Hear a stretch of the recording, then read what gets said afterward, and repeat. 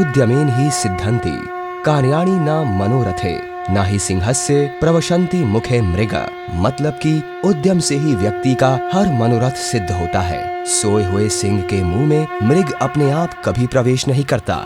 संजय शेरपुरिया ने youth rural entrepreneur foundation की स्थापना की, युवाओं का एक समुदाय अपने साथ रखा और 16 फरवरी 2021 के शुभ दिन पर गाजीपुर जिले के सहेड़ी नंदगंज में एक विशालकाय सेंटर ऑफ एक्सीलेंस का भूमि पूजन परम वंदनीय शंकराचार्य जी के कर कमलों से संपन्न हुआ। इस समारोह में गाजीपुर एवं पूर्वांचल के हजारों युवाओं ने उत्साह सभर अपनी उपस्थिति निश्चित की। कई महानुभावों ने इस कार्यक्रम में उपस्थित रहकर रोजगार की इस मुहिम को अपना मूक समर्थन दिया। कोरोना के भयावह समय की पहली लहर खत्म होते ही इस सेंटर का भूमि पूजन किया गया, लेकिन कुदरत को कुछ और ही मंजूर था। कोरोना की दूसरी लहर ने अपनी दस्तक दी। लोगों को श्वास लेने में तकलीफ थी, ऑक्सीजन की चारों ओर कमी थी। संजय शेरपुरिया ने ऐसे समय में हार नहीं मानी। 250 से ज्यादा ऑक्सीजन कॉन्सेंट्रेटर, लाखों की संख्या में फेस मास्क और फेस शील्ड उपलब्ध करवाए। इतना ही नहीं, 60,000 से ज्यादा लोगों तक कोरोना के इलाज के लिए दवाइयों का प्रबंध भी किया। दूसरी लहर में लोग लगातार मर रहे थे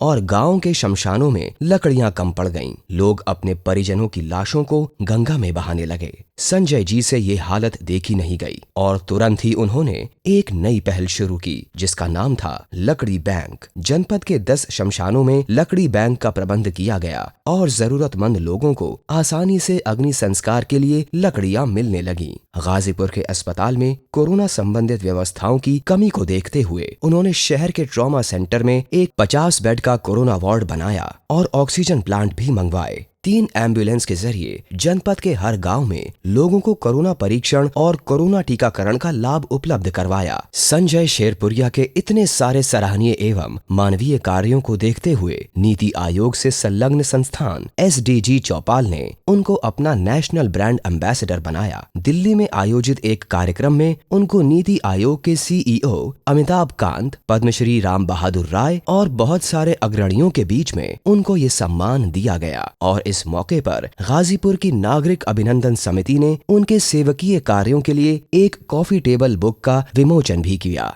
संजय शेरपुरिया ने अब 2 गुनी गति से काम चालू किया। एक तरफ रोजगार के विविध आयामों की उपलब्धि करवाई और दूसरी तरफ पूर्वांचल के स्कूल कॉलेजों में आत्मनिर्भर भारत एवं ग्रामीण अर्थव्यवस्था के ऊपर युवाओं को समझाने का कार्य किया। काशी विद्यापीठ, बनारस हिंदू यूनिवर्सिटी, कई सारी ITI कॉलेज और कई सारे विश्वविद्यालय इस बेरोजगारी से रोजगार की ओर जाने की मुहिम को शुरू किया। इसके पहले ही चरण में उन्होंने विश्व की नामांकित कंपनी ओमेगा सेकी के साथ गाजीपुर में इलेक्ट्रिक वाहनों का उत्पादन करने के लिए 100 करोड़ का करार किया और यहाँ से उनकी रोजगार यात्रा का प्रारंभ हुआ। इस बीच उनका ध्यान पर्यावरण पर भी था। उन्होंने सोचा कि जनपद में एक आंदोलन के रूप में रोजगार यात्रा का आयोजन किया जाए, जो गांव-गांव जाकर पर्यावरण बचाव का संदेश देगी, घर घर वृक्षारोपण करेगी और युवाओं को रोजगार के आयामों का परिचय भी करवाएगी। 2 अगस्त से लेकर 17 अगस्त तक 16 दिन की मुहिम शुरू की गई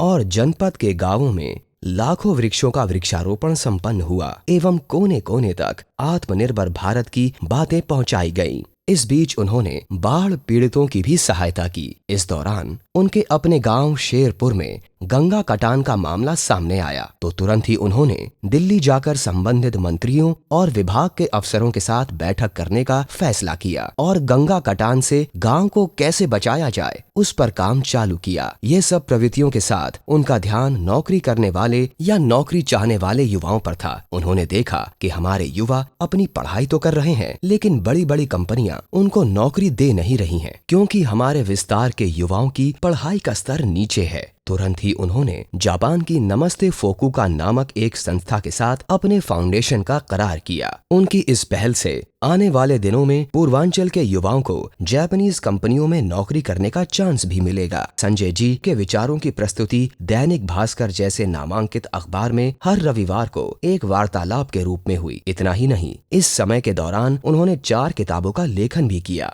जिसका नाम है नचिकेत, टीचर्स, कराहता बंगाल और हिंदू धर्म की धरोहर भारतीय संस्कृति। उनके नचिकेत पुस्तक का लोकार्पण विश्व मांगल्य सभा के एक बड़े कार्यक्रम में हुआ। 15 दिसंबर को चित्रकूट में एक बहुत ही बड़े कार्यक्रम हिंदू एकता महाकुंभ का आयोजन हुआ और इस कार्यक्रम में लाखों लोगों के सामने एवं हजारों संतों के बीच में संजय जी की पुस्तक हिंदू धर्म की धरोहर भारतीय संस्कृति का लोकार्पण राष्ट्रीय स्वयंसेवक संघ के सरसंघचालक माननीय श्री डॉक्टर मोहन भागवत जी के कर कमलों से हुआ। उनके किए गए सेवा कार्यों के लिए 26 दिसंबर के दिन गाजीपुर में एक समारोह का आयोजन हुआ, जिसमें श्री संजय शेरपुरिया को वर्ल्ड रिकॉर्ड ऑफ इंडिया द्वारा 2 वर्ल्ड रिकॉर्ड से सम्मानित किया गया। जनवरी के महीने में आजादी के अमृत महोत्सव पर लखनऊ में विद्या भारती के द्वारा एक राष्ट्रहित सर्वोपरि कार्यक्रम का आयोजन हुआ, जिसमें मुख्य वक्ता के तौर पर संजय शेरपुरिया जी को आमंत्रित किया गया। युवाओं को ग्रामीण अर्थव्यवस्था के साथ देश के लिए उनकी जिम्मेदारी को उन्होंने अच्छे से समझाया और बताया कि भारत को आत्मनिर्भर बनाना हम सबकी जिम्मेदारी है